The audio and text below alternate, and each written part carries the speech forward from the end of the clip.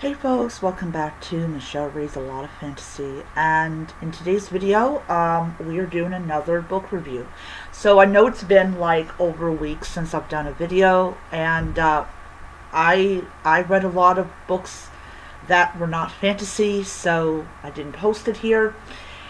So before I begin, this is Banned Book Week. Today's actually the last day, but I have a pen that I'm wearing into tomorrow because I didn't realize that Banned Book Week started on Sunday. What is Banned Book Week for people that don't know? Banned Book Week is a week of basically acknowledging the censorship and the nonsense that is going on in America today, both federal and state, talking about removing books that people, without any kind of reading comprehension or the ability to analyze what they're reading, deems to be inappropriate. And I'm going to be very blunt on this. If you cannot comprehend what you are reading, why the heck are you trying to dictate what other people can and cannot do with their lives? So it is a time to not just to acknowledge what is going on, to highlight books that are being challenged or banned in America, but also to acknowledge the nonsense that librarians are going through. So in the honor of Banned Book Week, I'm going to do a review of not just an author that was challenged in the late 90s all the way up to close to the mid 2000s and is still hated by people, but this time it's more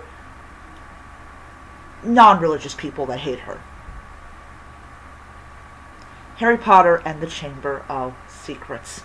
Now, I believe I did a review on this channel about Harry Potter and the Sorcerer's Stone, or in the UK, Harry Potter and the Philosopher's Stone.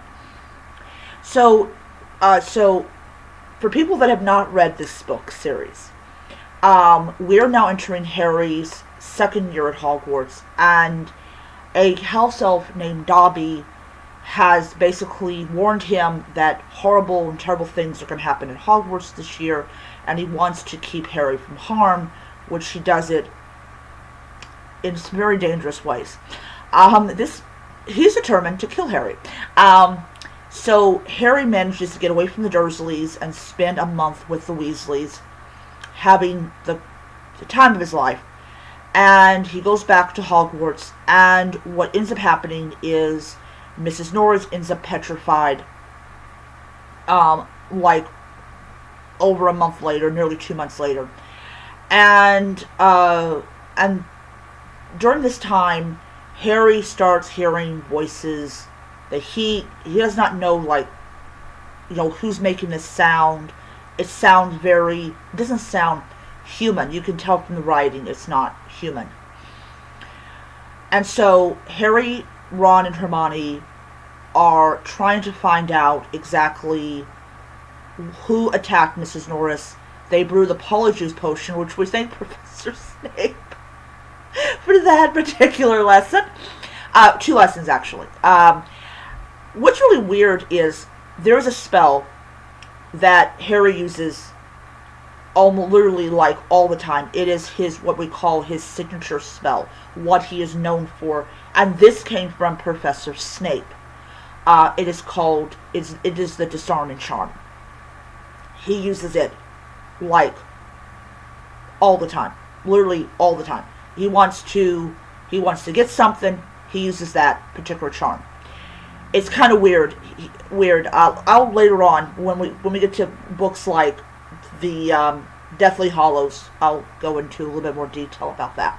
But anyways, so you have a new professor called Gilderoy Lockhart, who we all know If you've read the book, if you watched the movie, you know he's a fraud.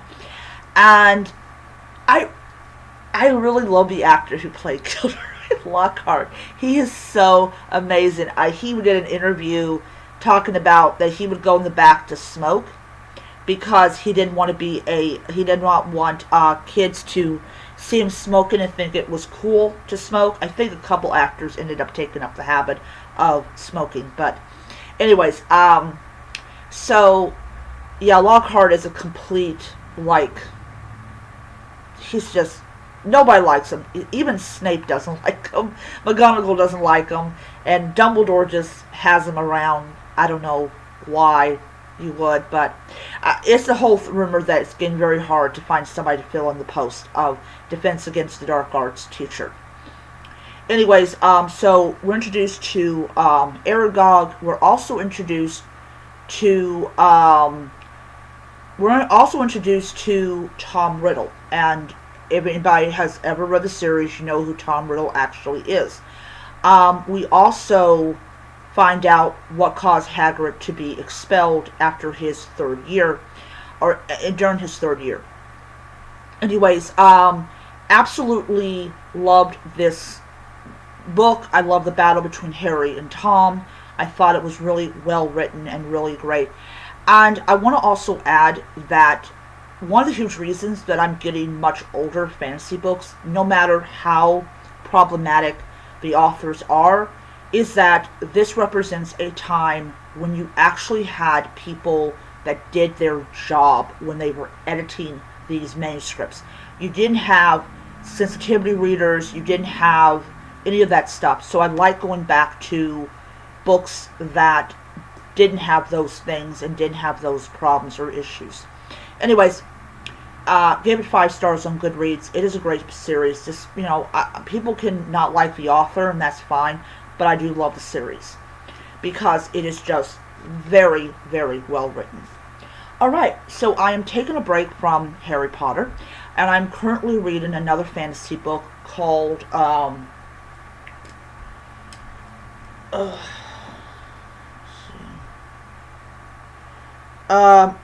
Furies of, I cannot pronounce it. Furies of something by Jim Butcher. I will be doing a review of that book when I am done. I am also reading Visions of Silver by Annie Bishop. I'm currently on chapter 15 of the book. I am reading it on my Kindle app because I did check it out as a e-library book. So I should have this book read, definitely this book read, by at least Wednesday or Thursday. Okay, that is my video. Hope you guys enjoyed it, and I will see you guys in the next one. Bye.